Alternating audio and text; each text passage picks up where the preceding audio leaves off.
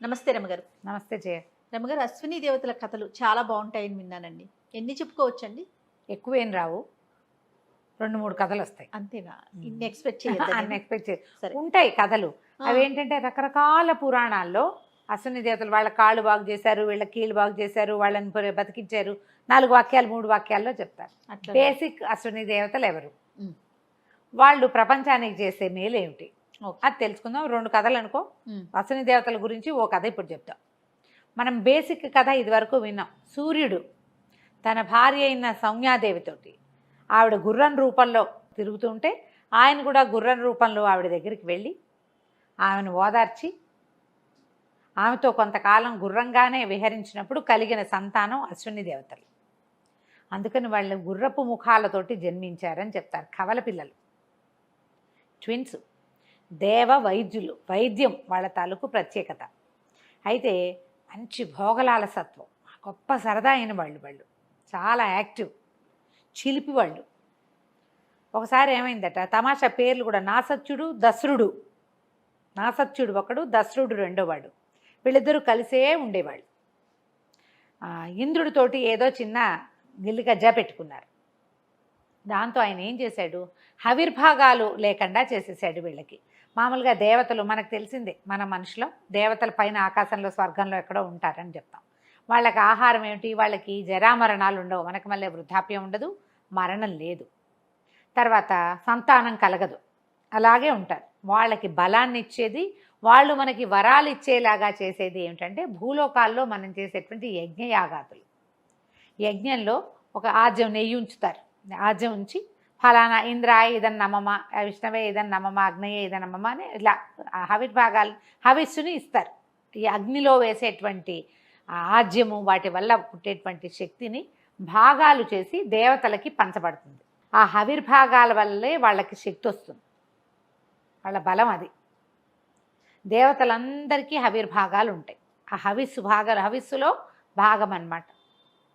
అయితే ఈ సూర్యుని కుమారులైన ఈ అశ్విని దేవతలకి ఇంద్రుడు ఏం చేశాడట, మీరు ఇట్లా కొంటెతనం వేషాలు వేశారు కాబట్టి, ఇట్లా నాతో అమర్యాదగా ప్రవర్తించారు కాబట్టి మీకు హవిర్భాగం లేదు. చాలా కష్టంలో ఉండేవాళ్ళు. అయ్యో మాకు హవిర్భాగం లభించట్లేదు. ఆ తండ్రికి లభిస్తుంది, అన్నయ్యలకి లభిస్తుంది, వీళ్ళకి లభించదు. ఇంతకీ వీళ్ళ అన్నయ్యలు ఎవరెవరు? సూర్యుని యొక్క కుమారులు యమధర్మరాజు, శనేశ్వరుడు. వీళ్ళిద్దరూ అశ్విని దేవతలకి అన్నయ్యలు. వాళ్ళు ప్రపంచ నిర్మాణంలో వాళ్ళ భాగస్వామ్యం వాళ్ళు తీసుకున్నారు. వీళ్ళకి ఉంది, వీళ్ళు అన్ని చోట్ల వైద్యం చేస్తారు, కానీ హవిర్భాగం లేదు. హవిర్భాగం సంపాదించుకోవాలని ఒక కోరిక ఉంది వాళ్ళకి. తర్వాత దానికి దాంతో పాటుగా మహావిద్య అంటే బ్రహ్మ విద్య ఉపదేశం పొందాలని కోరిక. అథర్వ ఋషి అనే ఒక గొప్ప ఋషి ఉన్నారు. ఆ ఋషి గారి శిష్యుడైన దద్యుడు ఈ అశ్విని దేవతలకి గురువు.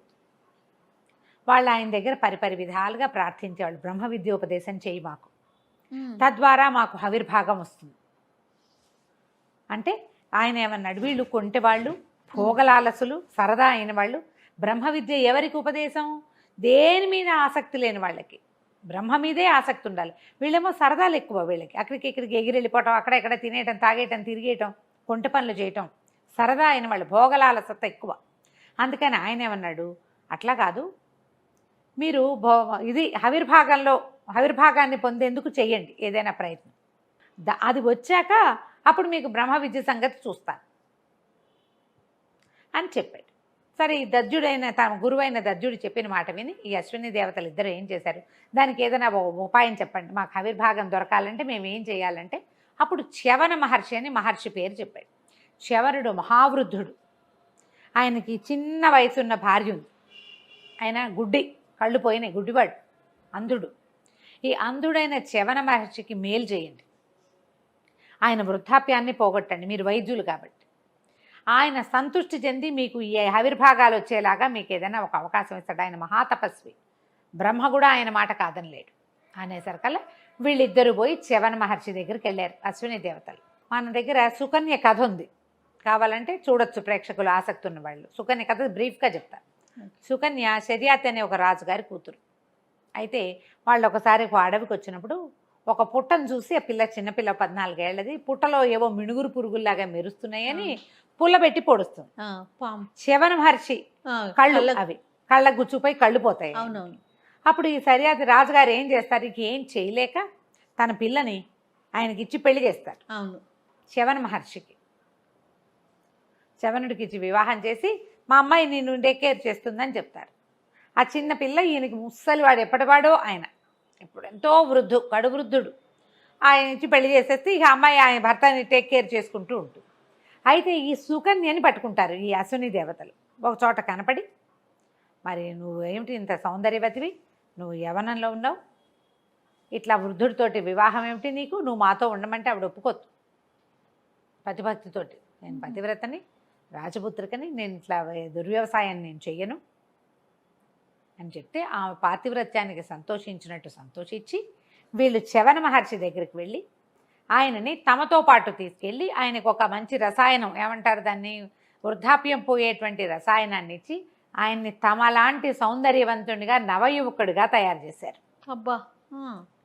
తన భార్య, ఆయనేమో పెళ్లి చేసుకుంది, ఆ పిల్ల చిట్టి పిల్ల కదా, ఆ చిన్న పిల్లని సంతోషపెట్టడానికి తగిన అవకాశం కల్పించినందుకు ఆయన ఏం ప్రయత్నం చేయాలి, వీళ్ళే చేశారు అశ్విని దేవతలు. ఆయన అశ్విని దేవతలకి మీకేం కావాలో చెప్పండి, అది నేను చేసి పెడతానన్నాడు. నాకు హవిర్భాగాన్ని ఇప్పించండి మాకని వీళ్ళు అడిగారు. వీళ్ళు చేసిన ఉపకారానికి ప్రత్యుపకారంగా శవన మహర్షి ఒక అద్భుతమైన యజ్ఞం చేసి ఆ యజ్ఞంలో హవిర్భాగాలని అశ్విని దేవతలకు ఇచ్చాడు. అక్కడి నుంచి ప్రతి యజ్ఞంలోనూ హవిర్భాగం అశ్విని దేవతకి దొరికేలాగా చేశాడు. వీళ్ళకు కూడా దొరుకుతుంది. సరే, ఈ మీన్ టైము, ఈ సమయంలో ఏమైందట, ఇంద్రుడు ఈ వీళ్ళ గురువు ఉన్నాడు కదా, అశ్వినుల యొక్క గురువు దద్యుడు, ఆయన దగ్గరికి వెళ్ళి బ్రహ్మ విద్యోపదేశం చేయమని అడిగాడు. అడిగేసరికల్లా ఏం చెయ్యాలో తెలియలే ఆయనకి. ఇంద్రుడు భోగలాలసుడే, ఇంద్ర పదవే భోగలాలసత, కాదంటే ఏమంటాడో తెలీదు. బాగా ఆలోచించి సరే కౌపీనధారివిగా నమిత్పాణివిగా ఇట్లా దండం పెట్టుకుని అంజలి వదలకూడదు, నువ్వు వినయంతో వస్తే బ్రహ్మ విద్య ఉపదేశం చేస్తానన్నాడు. సరే ఒప్పుకున్నాడు ఇంద్రుడు. కౌపీనధారిగా వచ్చాడు, చేతులు జోడించుకుని వచ్చాడు. కౌపీనం అంటే మిగిలిన వస్త్రాలు ఆభరణాలు అన్నీ తీసేసి కేవలం గోచి మాత్రమే వచ్చాడు.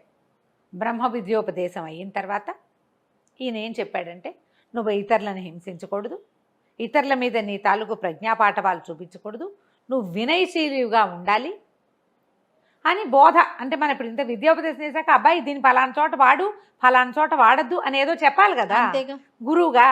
చెప్పేసరికల్లా ఇంద్రుడు తిరగబడిపోయాడు ఆయన మీద. దండం అయితే పెట్టాడు కానీ వినయంతో కాదు అది. పైగా తననేదో ఆయన తప్పడుతున్నాడు అన్నట్టుగా అర్థమైంది అతనికి. అర్థమై తిరగబడి, విద్యోపదేశం చేయమన్నా చేసావు, ఎంత పట్టుకుండాలో అంత పట్టుకుంటూ, నేను ఎలా ఉండాలో నువ్వు నాకు తీర్పులు చెప్పకు, నేను చేయనట్ల. పైగా ఇప్పుడు నాకు విద్యోపదేశం చేసావు బ్రహ్మ విద్య, ఇంకొకడికి ఎవరికి ఉపదేశం చేసినా నీ తల ముక్కలు చేస్తాను, తల తరిగేస్తానని చెప్పాడు. తల నరికేస్తాను, నీది ముక్కలుగా నరుకుతాను నీ తలని, నువ్వు ఇంకొకడికి బ్రహ్మోపదేశం చేయటానికి వీల్లేదు అని చెప్పి వెళ్ళిపోయాడు. ఈ దద్యుడు ఏం చేస్తాడు, మాట్లాడకుండా ఊరుకున్నాడు. సరే ఇక బ్రహ్మవాడు ఇంద్రుడు, ఇక మనం చేసేది ఏమీ లేదని. ఈ ఇంద్రుడు వెళ్ళిపోయిన కొంతకాలానికి హవిర్భాగాలు పొందిన అశ్విని దేవతలు ఇద్దరూ ఆ హవిర్భాగాలు పొంది ఆ యజ్ఞంలో కూర్చుని ఉండేసరికల్లా మెల్లిగా వాళ్ళకి ఆ భోగపరాయణత్వం తగ్గిపోయింది. ప్రపంచానికి మేలు చేయాలనే ఉద్దేశం ప్రబలింది, ఎక్కువైంది. అంతకుముందు వాళ్ళలో ఉన్న కుంటితనం అవన్నీ పోయినాయి. అదే పోయి ఇంకా మనకి ఇది వచ్చింది, ఇక మనకి బ్రహ్మ విద్య రావటమే ఆలస్యం. బ్రహ్మ విద్యోపదేశం చేయమని తమ గురువుని ఆశ్రయించి వెళ్ళారు. వాళ్ళు వెళ్ళటమే కౌపీనధారులుగా వెళ్ళటమే గురువుగారి దగ్గరికి. ఆ విద్యకి ఎలా వెళ్ళాలో అలా వెళ్ళిపోయారు. వెళ్ళేసరికి ఈయన పడ్డాడు ఇరుకులో. ఇప్పుడు ఏం చేయటం? ఇంద్రుడు ఏం చెప్పాడు, ఎవరికి బ్రహ్మ విద్యోపదేశం చేసినా బండి నరుకుతానన్నాడు. నరికేశాక ఇక నేను చేసేది ఏముంది? అది పైగా ఇంద్రుడికి వీళ్ళ మొహమే గిట్టదు, వీళ్ళకి చేశామంటే అసలు ఒప్పుకోడు. దాంతో అతనికి ఏం చేయాలో తెలియక దద్యుడు, నాయన మీరు పద్ధతిగా ఉన్నారు, భోగపరాయణత్వం తగ్గిపోయింది, పైగా మీకు హవిర్భాగాలు కూడా దక్కుతున్నాయి, మీరు మంచి వినీత వేషధారులుగా ఉన్నారు, అన్నీ బాగున్నాయి, కానీ నేను కనుక ఇలా ఏమైనా చేశానా వాడు ఇంద్రుడు వచ్చేస్తాడు, ప్రతిజ్ఞాభంగం అవుతుంది, ఎవరికీ చెప్పను అని చెప్పా. ప్రతిజ్ఞాభంగమైనా పర్వాలా, కానీ ఇక నేను బతికుండనే ఆ తర్వాత అనేసరికల్లా వీళ్ళలో ఈ దశరుడు భలే చురుకు. ఏమన్నాడంటే, మనం ఒక పని చేయొచ్చు, మనకు వచ్చిందే వైద్య విద్య, మనం వైద్యం కోసమే పుట్టాం. ఉమ్. ఓ పని చేద్దాం, ముందు గురువుగారి మెడ నరికి ఒక గుర్రం తల పెడదాం. ఓరి. గురువుగారి తల తీసుకెళ్ళి గుర్రానికి పెట్టేద్దాం. ఉమ్. ఈ మన బ్రహ్మ విద్యోపదేశం గురువు అశ్వముఖంతో నేర్చుకుందాం. మనం అశ్వముఖంతో మనకు చెప్తాడు. ఇంద్రుడు వచ్చి మెడ నరికేస్తాడు, అశ్వముఖం పోతుంది. గురువుగారి తల మన దగ్గర ఉంది, గుర్రానికి పెట్టాం, అది తీసుకొచ్చి ఇక్కడ అంటిద్దాం. బాగుంది. బాగుందిగా?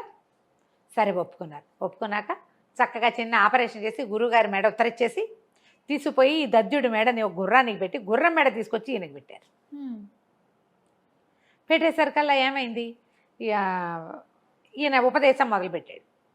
ఎప్పుడైతే ఇంద్రుడికి ఇలాగా గుర్రపు సకిలింత వినపడిందో, ఏం జరుగుతోందని చూసి, ఓహో నేను వద్దన్నానని తన ముఖంతో కాకుండా గుర్రం ముఖంతో బ్రహ్మ విద్యోపదేశం చేసినాడు. 2 గుర్రం ముఖాలున్న వీళ్ళిద్దరికీను ఆ తల ఉత్తరించకపోతే నా శక్తి అవునా అని ఆయన వచ్చేసాడు పరిగెత్తుకుంటూ. ఉమ్. వీళ్ళకి విద్యోపదేశం పూర్తయింది. ఇంద్రుడు వచ్చి మెడ నరికేశాడు. ఓ. అతికించిన మేడేగా. గురువుగారు పడిపోవటం ఏమిటి, వీళ్ళు పరిగెత్తుకుంటూ వెళ్ళి ఆ గుర్రాన్ని చంపేసి ఆ తల తెచ్చి ఈయనకు పెట్టి గుర్రం తల తీసుకెళ్ళి దానికి పెట్టేశారు.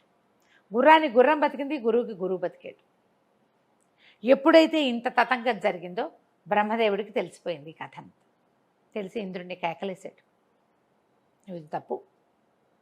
అశ్వనులకు బ్రహ్మ విద్య ఉపదేశిస్తానని దద్యుడు చెప్పాడు. అతను చెప్పిన మాట అంటే మరి నాకు చెప్పిన ఇది నాతో ప్రతిజ్ఞ, నాకు చేసిన ప్రతిజ్ఞ మానేశాడు కదా, అశ్వనుల ప్రతిజ్ఞ ఎట్లా నిలబెట్టుకుంటాడు దద్యుడు అని అడిగాడు ఇంద్రుడు.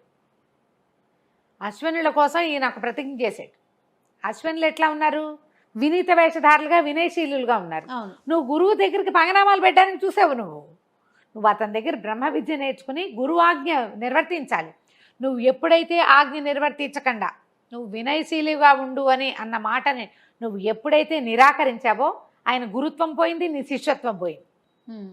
నీకోసం చేసిన ప్రతిజ్ఞ నిలబెట్టుకోకపోయినా పర్వాలా, కానీ వినయశీలుగా మీరు ఈ పని చేయండి ఆ తర్వాత నేను చేస్తానంటే వాళ్ళు ఆ పని చేయడానికి పోయారు. పాపం అక్కడికి వెళ్ళారు, శవనుడిని మెప్పించారు, ఆవిర్భాగాలు తీసుకున్నారు. బ్రహ్మ విద్యకి వ్యక్తులు ఎలా ఉండాలో అలా ఉన్నారు. కాబట్టి వాళ్ళ కోసం చేసిన ప్రతిజ్ఞ నిలబెట్టుకోవటమే దద్యుడు కరెక్టు. మరొక్కసారి నువ్వు ఈ ప్రయత్నం చేయటానికి వీల్లేదు. ఇంకా అశ్వనుల ఆవిర్భాగం జోలికి నువ్వు రావద్దు అని చాలా గట్టిగా కేకలేసి వాళ్ళని లైన్లో పెట్టాడు. ఇంద్రుడిని లైన్లో పెట్టేశాడు బ్రహ్మదేవుడు. ఈ అశ్విని దేవతలు ఆ తర్వాత ఎన్నో విచిత్రమైన పనులు చేశారు.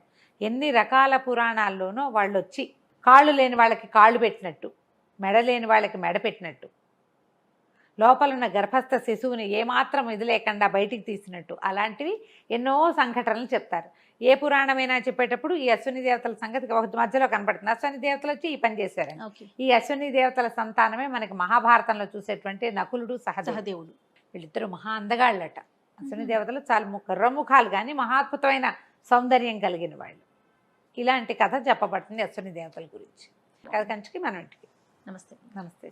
సుమన్ టీవీలో మీ పర్సనల్ అండ్ బిజినెస్ ప్రమోషన్స్ కోసం కింది నెంబర్కి కాంటాక్ట్ చేయండి.